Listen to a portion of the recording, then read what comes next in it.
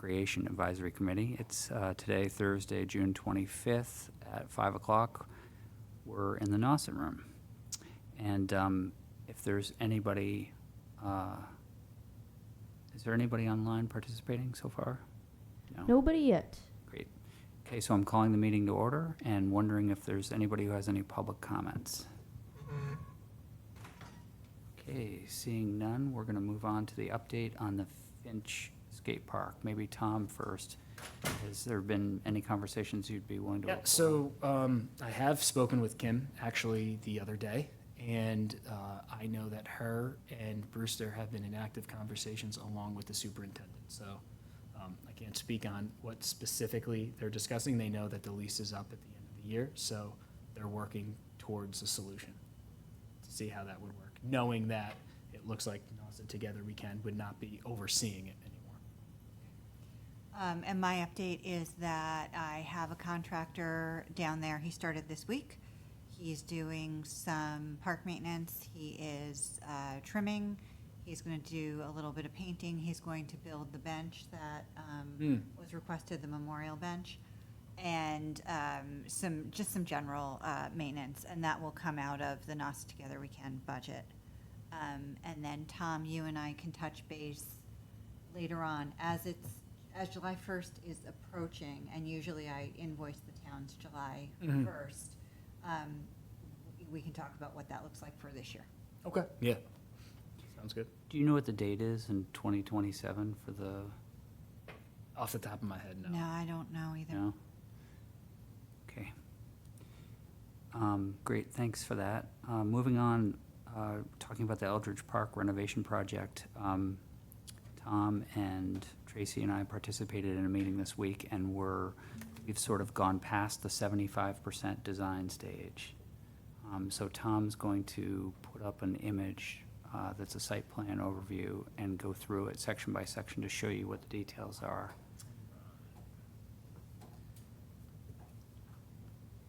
So, let me put this over here. All right, so a lot of work has been done, I guess, since the last time we spoke. So we'll just start with the tennis court. As you can see, what we're looking at is this part here is the handball court. That'll be an adult. There's going to be a few things that I'll try to point out that would be an adult. We'd have the tennis court with a picnic table here, and then you see these pathways. We'll go along. This shed will no longer exist. If we have to, we'll build another one. You go along this pathway, we have the basketball court, and there will be lighting within the project for this specifically. It does not have to be an adult. We then have some benches here, and these 4 items here are trees, so they'll be planting new trees there, along with the possibility of some type of umbrellas for these picnic tables. Here are some fitness equipment. Specifically, they don't have exactly what it'll be, but there will be fitness equipment. You go along the steps, you go down to the pickleball courts. So one of the things that they asked us a few weeks ago was we did want to keep one ADA accessible. And by doing so, these 2 courts with these fences here will be slightly smaller in width than these courts here. So this will be the regulation play for all 3 of these courts. This will still be able to be played on. Same thing with these 2. It's just that this fence, the width from the line to the fence will be slightly shorter than the width of the line from the line to the fence here. Over here, we'll have 3 benches, and if you can see, there's one that's always slightly longer. That's because that would be the ADA accessible one, and we try to have that in every grouping for all of the picnic tables. And then this shaded part means that it's a shaded structure.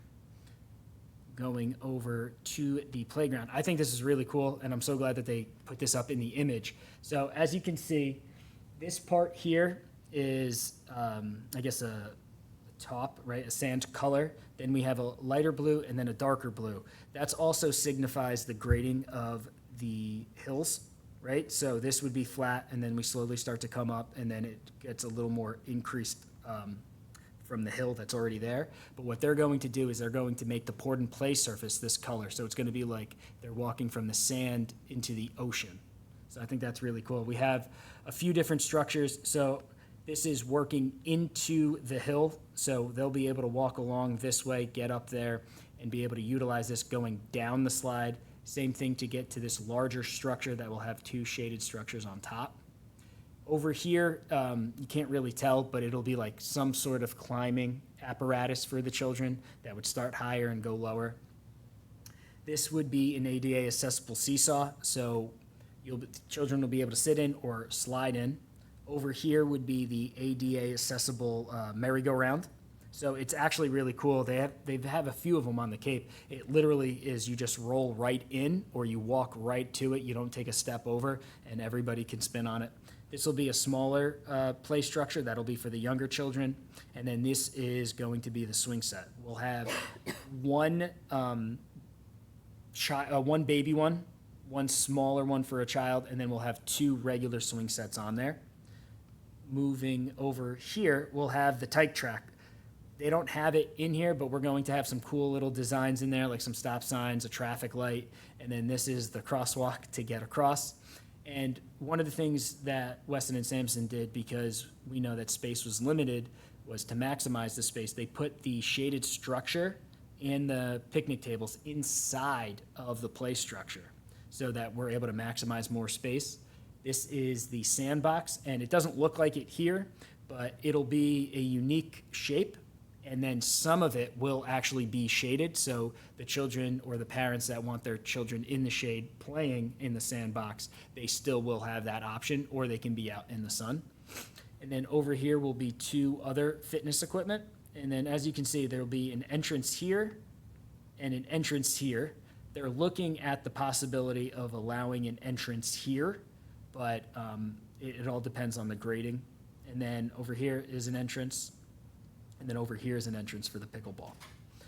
Moving this way, Tom, I think the humpback whale isn't there, but we're still hoping. yeah, so it's very, very dim. We're going to have a very large humpback whale that's going to be a climbing structure. I don't know if you can see from here, but it's a really, really cool thing that they'll be able to climb on top of, and I think it just goes with the theme. And Tracy, you pointed it out. It's in the deep end, right? So I think that's really cool. And then moving over this way, this would be another adult process.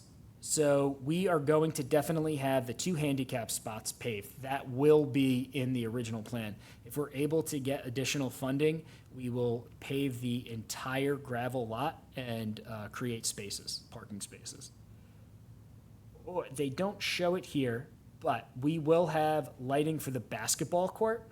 And then one thing that we're looking at is if we are able to get pedestrian lighting along with the other lights here. But the pedestrian lighting, I believe, Jamie, they said around 12, right? 10 to 12 pedestrian lighting lights. Tall street poles. Yeah, roughly 6 to 8 feet, I think. And one thing that we wanted to do was stay on theme with the rest of the town and by the police department. So it'll be a very similar make and model to what we currently have. I was concerned about the height of them, but we were told that this goes straight down and only that way, so there will be no impact on the Firebirds. Jamie and Tracy, is there anything else you'd like to add? You want to point out the hydration stations?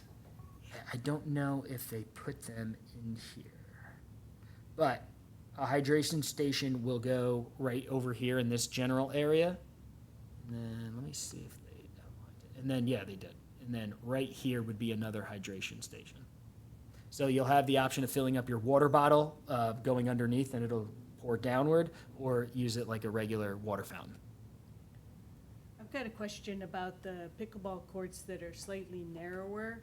I don't know if like this has already been hashed out with like a pickleball group or whatever, but you might just not want to have those fences in between in the smaller ones, because that's going to limit your shots on those courts. Yeah, so we actually talked about that, and I know that that was a big sticking point when we had the public meeting, and I don't know if you want to comment, Tim, or...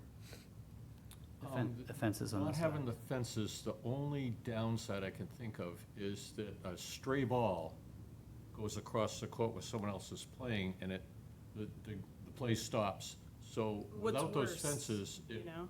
a ball could go across 2 courts and stop 2 other games, which is Yeah, not it's a big all deal, but it preference. happens. It's like, what's worse, not Yeah. being able to do a certain kind of Exactly, shot, or exactly. having a ball in your court? Do we know how much space We do. I don't have that number in front of me. but- She said all of them are standard, they meet the standard layout We don't have for those requirements. Now, so, you Yeah. know, I can tell you, I think it's more space than what you currently have. even on the small, Yes. all right, so I think Yeah. we'd be good with that.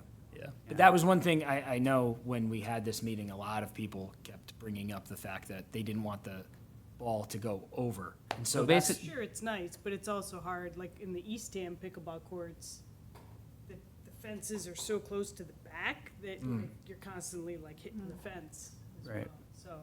And basically, if, Tom, can you back out a little bit so we can see the whole thing?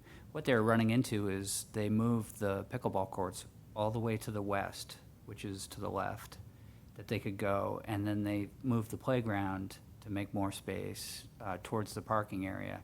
And then we wanted to make sure that that promenade in between the two areas was wide enough, so that got shrunk down to about 6 feet, and we asked for it to be wider so that more people could gather and it could be a better social area. yeah. So, you know, essentially, the space in between the two, and you can see there's 5 good-sized trees that will grow up in between the two. There's several benches that are planned in between the two. Yeah, I'm all for this design. I just don't want to have to pull the fences out after people play on them and they're like, we paid for them and now we have to pull them out. you Yeah. know? Well, that's a good point. So the sense is that you like fences? It's definitely gonna Fences be an make good upgrade. neighbors. Okay. One thing that Jamie did point out is I did want to clarify. Originally, if you look at where this fence line is right here, that was probably where you can consider the parking lot starting. So we were able to push out 5 feet without making any issues here. And that's why we're able to keep this the way it is, the size, with the same width from this fence to this fence. So, but I mean, yeah, things are coming along really nicely. I think this is really cool that we're able to see it in this design. Couple things to note, 75% of the plans are done. Now it's all the finer details. Irrigation, things like that, actual equipment, colors. And Weston and Sampson is hopeful to have a nice packet ready for review next week to ensure that we can go out to bid on time. And the timeline seems, as long as everything goes well, I spoke with Mike Solitro also, he needs anywhere between 3 to 7 days, max 7. So once it's received by him, it'll go up within 3 days. Quickest it'll be is 3 days. And from there, we can have it open for 3 to 4 weeks or 2 weeks or, you know, whatever he feels is best. I'll default to him. And then from there, we'll be able to select a construction company. So maybe sometime in August, the bids would get opened, Yeah. And with a start date of hopefully sometime in September. first to second week of September. Yeah. And one thing that they did ask Weston and Sampson wanted to make sure of is the staging area will be here so that we are not impacting the school. So, Right, and access will probably be closed on that roadway. yeah, it'll be open for DPW usage for whatever the town specifically needs, but Yeah. it'll be closed to the public during that time. So how is the machines gonna, where the parking is that how they're gonna be going in and out? Here, yeah. Right here, you're saying by the parking lot? Yeah. Yeah, they'll be going in and out through here. Yeah. And then they'll just start this way and work their way back. It's interesting to see the parking area. You mentioned no islands in the middle there. She's still got paint there. You know, if you look at how they park now, it's a, you know, it's a ring on 3 sides of parking, and that's not that, so. It'll be interesting because this is an adult, so the good thing is it'll be, nice part is the paint isn't the thing that costs a lot. So, it's paving, right? So the good thing is we could potentially, depending on how wide it ends up being and how far back we're able to go towards, I guess, behind the scoreboard, how many spots we can fit, and we could potentially have a 3rd row here instead of having those there, which would then fit more cars. Do you know if there's a stormwater facet for that, as part of that at all? I don't believe there is, because they would have brought that up. It's interesting, you know what it's like when it rains there now, when we get like an inch or so, that there's a huge pond of water there. That'll be that's something we can definitely bring up to them. Thank you for making the type track so much bigger. Tracy was big on that, so I'm Yeah. not gonna take all the That's a good credit. idea, good idea. The size of the sandbox. Can you zoom in on the Yes, sandbox big one more time? sandbox, the Sharon Basso sandbox. Yes. I'll So- have to go We'll just play in do- it. We'll just do SB somewhere on And it. one of the things, and Sharon, I mentioned this before you came in, this is going to be a shaded structure inside. And so it doesn't show it here, but some of the sandbox will be covered by the shade so that if a child or a parent wants their child to be in the shade to play, they can. And if not, most of it will be exposed. And those are benches, the rectangles around it. Yeah. It's in a good Like spot a too, because the, Sandbox level bench. the structure will provide extra shade as the day goes on. You know, not the late afternoon, but middle of the day that'll cast onto the sandbox there. We saw like some very minor, quick renderings of what like a fence line can look like, and the images of what children could be doing and parents walking by, and it just looks really cool with the retaining wall and everything. It's really coming together. Tom, can you zoom in and show the retaining wall so we can get a sense of how long it is along that pathway? So it'd start here. It starts way over where the current backboard is. And so a fence will have to go along that. That's like a safety fence that's Go. maybe 4 feet or something. Yeah, I think minimum height is 4 feet, and it'll What's be the, right do you around- remember the maximum drop? Off the top of my head, I'm sorry, I don't. And we are also opting for a flat concrete surface for the retaining wall. So if we wanted to do a mural, it would be good for Yeah. painting. We have many ideas for things like that, and possibly the basketball court as well. Once everything's done, we can figure that part out. So the handball court is one piece, the lighting is the other piece, the parking lot is the other piece. Those are all the adults. Is there anything else that is an adult on this project? On this part, no, because we had a greater conversation if we were doing the entire Right. location, but Okay. yeah. It's all exciting things, though. What are those trees planted in? The ones that are, yeah, those, These, yeah. so there'll be a patch within the concrete, and I forget the name that they called it. But it's so that it'll be elevated also so that the tree's roots can go down and not mess with the concrete around it. And then they'll have the water bags for the year, and the contractor will have to maintain that.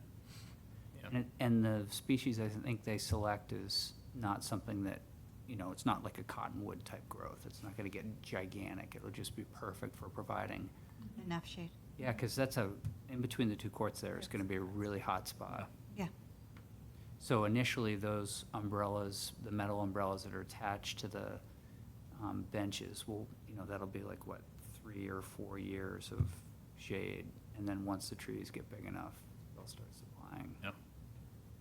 And they wanted to make sure, so the reason why we wanted to keep this pathway the width that it is, along with all of these, is so that maintenance can get through when necessary, so. There's planned to do an irrigation line that goes in there so that we don't run into a situation where plantings aren't getting the water that they need. Yep.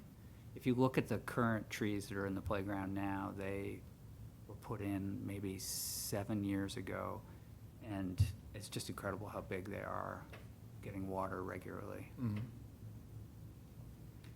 If there's just one thing I wanted to comment on, we don't have a ton of grass that's left after this whole project is done, because we've really used up a lot of space to pack everything in.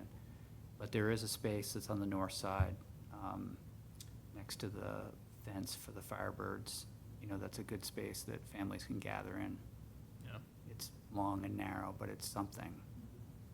And Weston and Sampson, so we had 3.8 something million.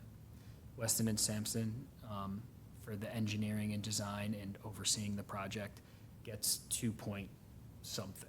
So we had 3.6 million to work with.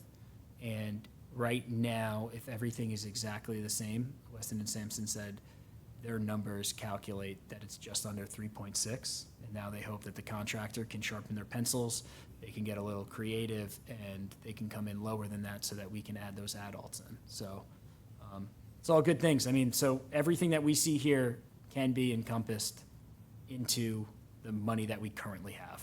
So you want to talk a little bit about the timeline on when you'll hear back on the park grant?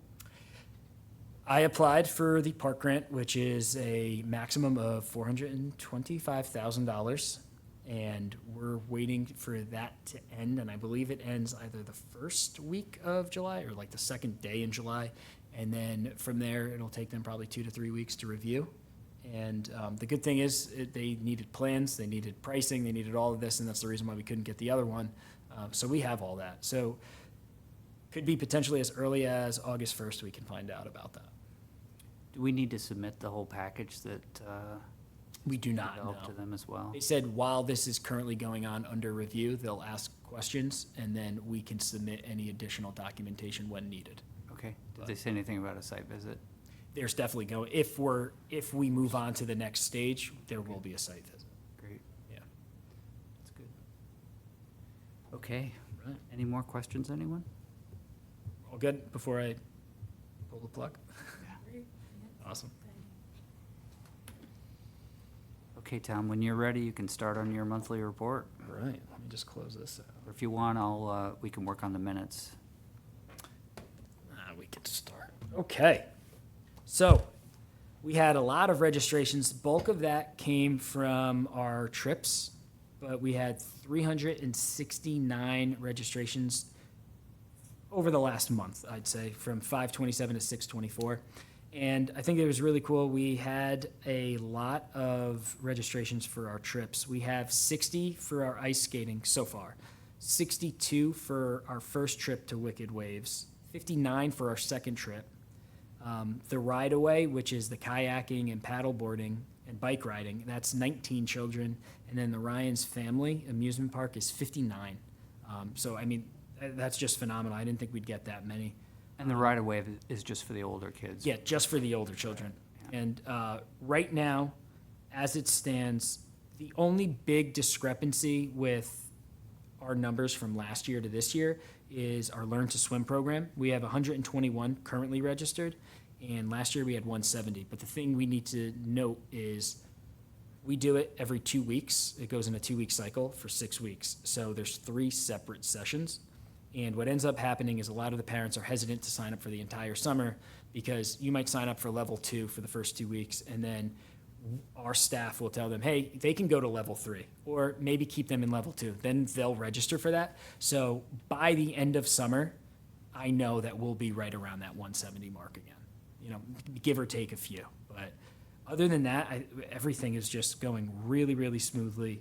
We took in $13,570 of registration fees. All our spring programs have officially ended for adult and youth, so everything is all full summer mode. Flipping to the next page, a couple of things. I already mentioned the Eldridge Park, but in order, this weekend we have the townwide yard sale. First annual, we hope to continue to do this. When Jamie and I first brainstormed this idea, we said if we get 20 or 25 addresses, we'll be happy. And we have 42 residents and 9 businesses that are registered. That is when I wrote that up 2 days ago in this part. We've had 3 or 4 different people contact us asking if they can get on the list. So if anybody is interested, there's multiple ways. We sent out an email through our registration site. We have it on the town website. We have it on our MyRec page. And if you go to our MyRec page, which is literally just orleansrecreation.com, you'll be able to get the QR code to download the map, or you can just click and get the map right from the website, or we also have a list of the addresses on there. So really, really excited for that, and we're really hoping for a good turnout. The signs look great, by the way. Oh, thank you, yeah. The signs They do. look On Monday, we went out, a lot harder than I thought it would be, but 51 different places we went to and dropped off the signs. Yeah. Neighbor of mine has. What was that? Neighbor. Yeah, no, and we're really excited with how they came out. We got a really good deal, and we'll take those. I know I dropped it off at his house. We got a really good deal, and we'll pick them up at the end and hopefully redo it next year. And like I said, we thought, for the first 50 people, but we ran out of signs. So that was a good problem to have. We started this beach Pilates program in the beginning of June, and we had to cancel this past Tuesday because of the rain. But the first 2 sessions had over 20 people each. a lot of people come, they want to do the Pilates, but they really want to do the sauna and the cold plunge too. It's really cool, and it's just going to grow because now we have a lot of the summer rush here, and all the people who had to drop their kids off at schools and things like that, they're going to be able to participate in that. So I'm not going to say how many, but I have high hopes that we can probably double how many people are coming each week. From there, we had our summer orientation this past Tuesday virtually because everyone's still in school, and it's much easier to do in a classroom, but we had to do it online. So we have that. On Friday, so tomorrow, I'm meeting with our swim instructors at Pilgrim Lake. We're going to make sure everything's ready to go. I just got the health email stating that we're okay and there's no algae bloom or anything like that, so we're rocking and rolling on Monday. So that starts on Monday for swim. On Monday, while swim is going on, we are not allowed in the building until after 11, and because just in case we cross paths with any teachers, I don't want problems, so we're coming in at 12. So that should be more than enough time. We're getting in at 12 o'clock, and I'm borrowing a truck from DPW. We're gonna load up everything from across the street, bring it over. We'll have all the kids there, take everything out while Yvonne and I are setting up. They're gonna go through their on-site orientation with Pearl, and hopefully that only takes about 2 hours, and they'll be ready to go. Big day is June 30th, so it's gonna be a fun 6 weeks. So, but that's pretty much my report. I don't know, Jamie, did you want me to talk about the other piece? Yeah. So one of the things that Jamie has been asking for, that I've been asking for about a year, is there a possibility of a Friends of the Rec? And the thing is, a group can work autonomously from the town and become a 501c3, but what they wanted to explore was the option of, can it fall under the auspices of the town also, but still be a separate entity?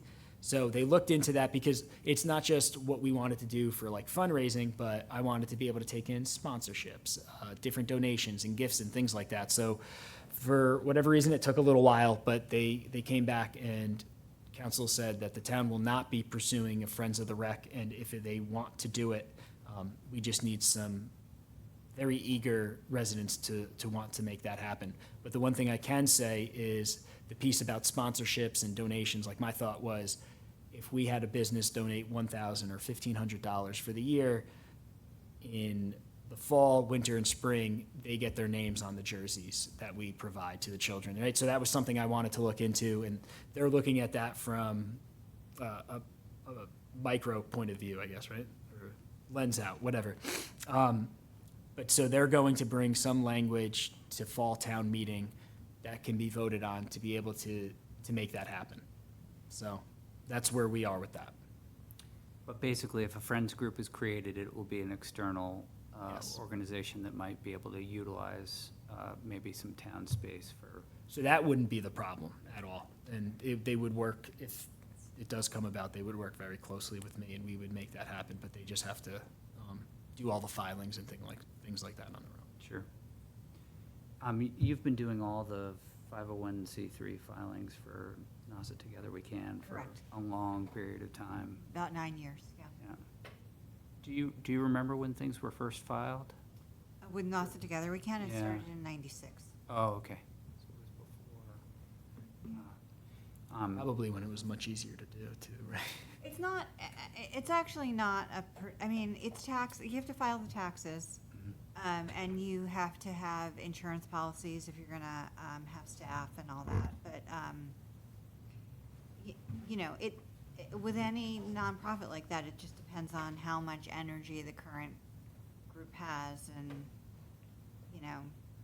Yeah, it's a big endeavor, though, and it's something that will take time for, I think that I have sort of this viewpoint that, we've got this core group from the Recreation Advisory Committee, and, as people step off of Recreation Advisory Committee, they might be able to step on for the Friends for a period to, help, or we'll be able to just expand our base and have more parents and more individuals in town who are involved in the workings. And I think that I talk about it a lot, but I just can't believe the works that exist for the Friends of Snow Library. I mean, it's got got 20-something people that are volunteers, and so they have no problem with multiple endeavors going on at the same time.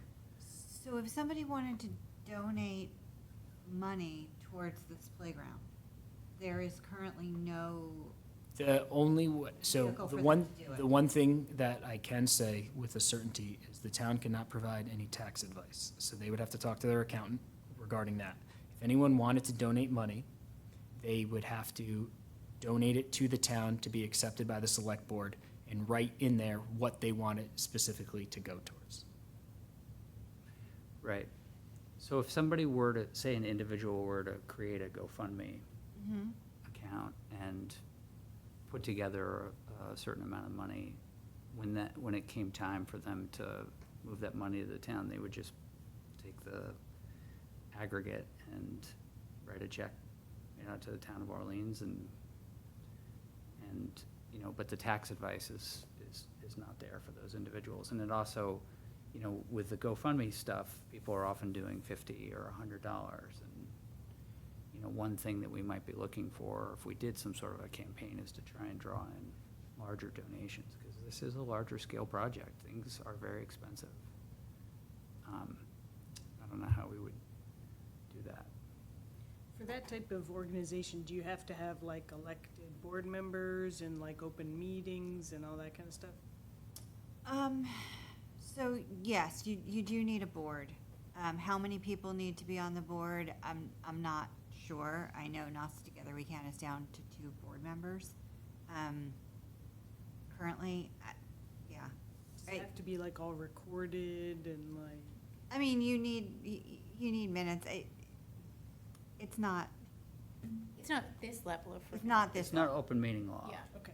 No, there's no open meeting law. And but things have to be like decisions have to be documented, right?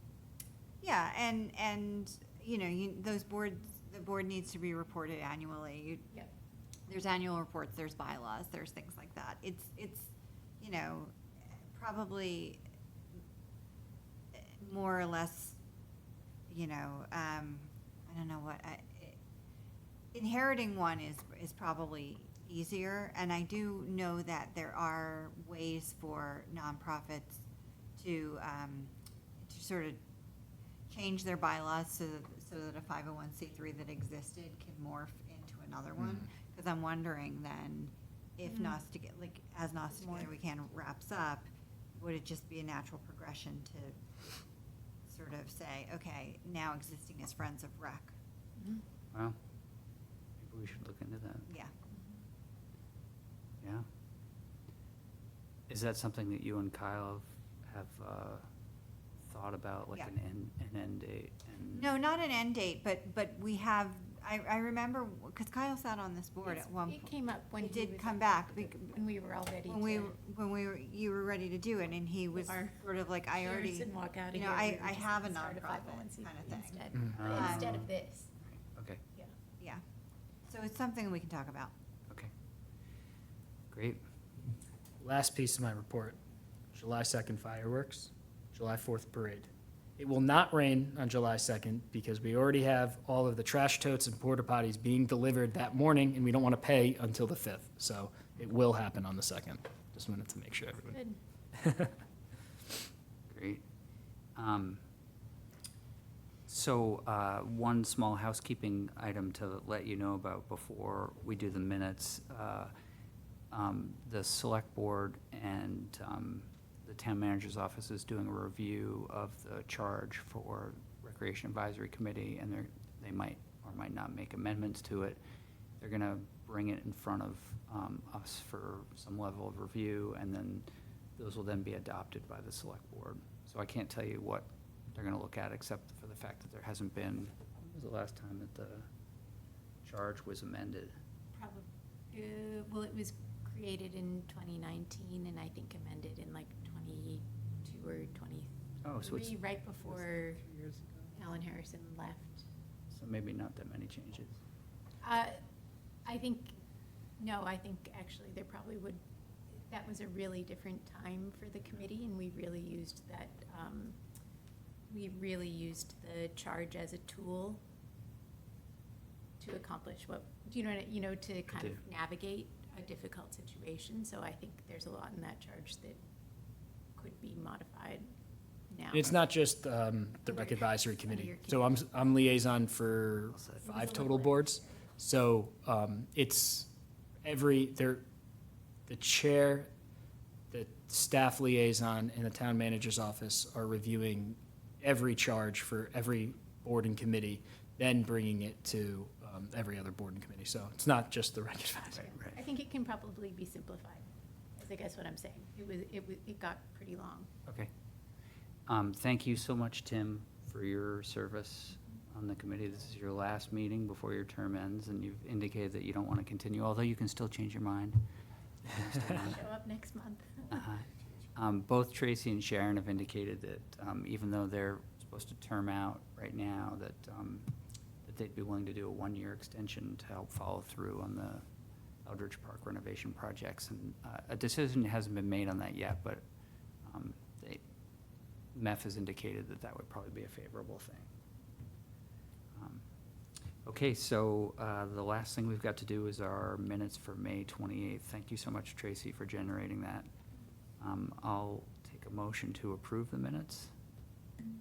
So moved? Okay, Tracy, in a second? Second.